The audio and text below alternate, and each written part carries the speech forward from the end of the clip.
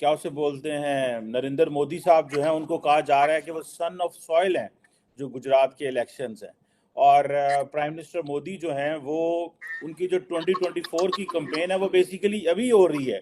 और यहीं से फैसला पता चलेगा कि वो जो है उनकी क्या पोजीशन होगी। जो होम मिनिस्टर है इंडिया के अमित शाह जी, उनका एक बयान आया था, एक खिताब किया था उन्होंने एक जलसे से गुजरात में। और उन्होंने जिक्र किया था 2002 का, जिस वक्त सीएम गुजरात नरेंद्र मोदी जी हुआ करते थे। आटा, चीनी, दाल, गेहूं अपने पैसे का खरीदते हैं। एलपीजी का सिलेंडर अपने पैसे का खरीदते हैं। एक नौकर है इनका, उसको भी तनख्वाह खुद देते हैं। नमस्कार दोस्तों, प्यारा भारत वन में आपका स्वागत है। दोस्तों, गुजरात इलेक्शन में मोदी जी की बम्पर जीत होना तय है। इस पर पाकिस्तान मीडिया की नज़र गड़ी हुई है। मोदी जी को सन ऑफ सॉइल यानी कि मिट्टी का पुत्र कहे जाने पर पाकिस्तान में काफ़ी चर्चाएं हो रही हैं। तो चलिए दोस्तों, इस पर पाक मीडिया की क्या राय है, वीडियो को स्टार्ट करते हैं। भारत के अंदर जो इंडिया है वहाँ पे आपको पता है कोई थोड़े इलेक्शंस में क्या उसे बोलते हैं, नरेंद्र मोदी साहब जो हैं उनको कहा जा रहा है कि वो सन ऑफ सॉइल हैं जो गुजरात के इलेक्शंस हैं। और प्राइम मिनिस्टर मोदी जो हैं वो, उनकी जो 2024 की कैंपेन है वो बेसिकली अभी हो रही है। और यहीं से फैसला पता चलेगा कि वो जो है उनकी क्या पोजीशन होगी। और सुना है कि आज तक वो पिछले 6-7 इलेक्शन से हारे ही नहीं है। और उनको नरेंद्र मोदी को सन ऑफ द सॉइल कह के बेसिकली एक वेव नरेंद्र मोदी साहब की आ रही है। और इसके साथ साथ जो कांग्रेस पार्टी के जो लीडर हैं राहुल गांधी साहब, वो भी जो है वो भारत जोड़ो यात्रा पे लगे हुए हैं। तो जरा हमें बताएं कि ये नरेंद्र मोदी साहब जो हैं ये स्वीप कर जाएंगे अगले इलेक्शंस भी, और ये जो अभी स्टेट इलेक्शंस भी आ रहे हैं। देखिए चीमा साहब, शो पे बुलाने के लिए धन्यवाद। काफी अच्छा प्रश्न पूछा आपने। सवाल ये है कि यहाँ एक डिफरेंट सिचुएशन है। मैं आपको बताऊं कैसे। आप गुजरात की बात कर रहे थे, हिमाचल, 2 जगह इलेक्शन है। अब गुजरात की वोटिंग होने वाली है।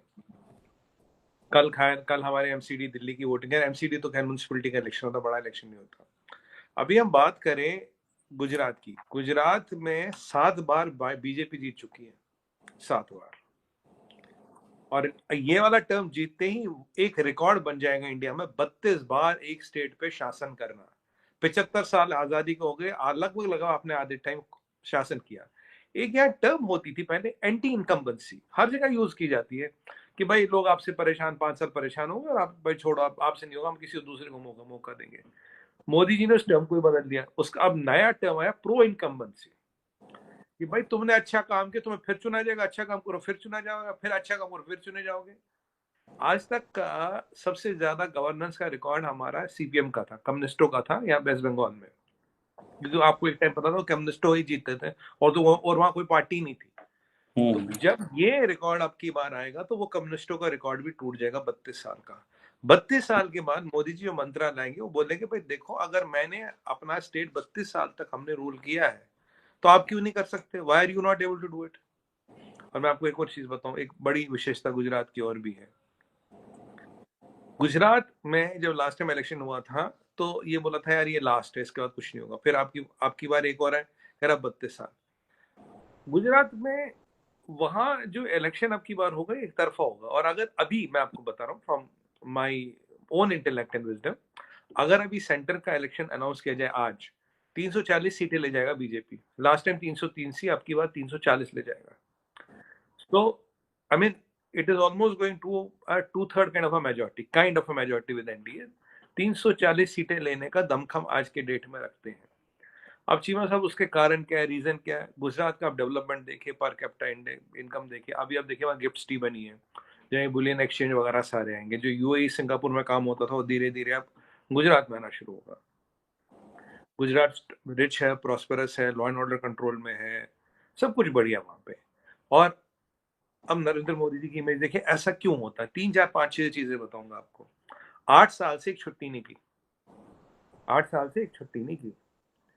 लास्ट टाइम जब गुजरात के सीएम थे, जो पैसा उनके पास था वो जाते जाते जो अपने लोअर लेवल का स्टाफ हो तो उनको दे दिया। 56 लाख या 60 लाख रुपए इकट्ठा किया था सैलरी। बोला यार ये दे दो, अपने जो तुम्हारी बेटी है उनकी शादी में लगा लो।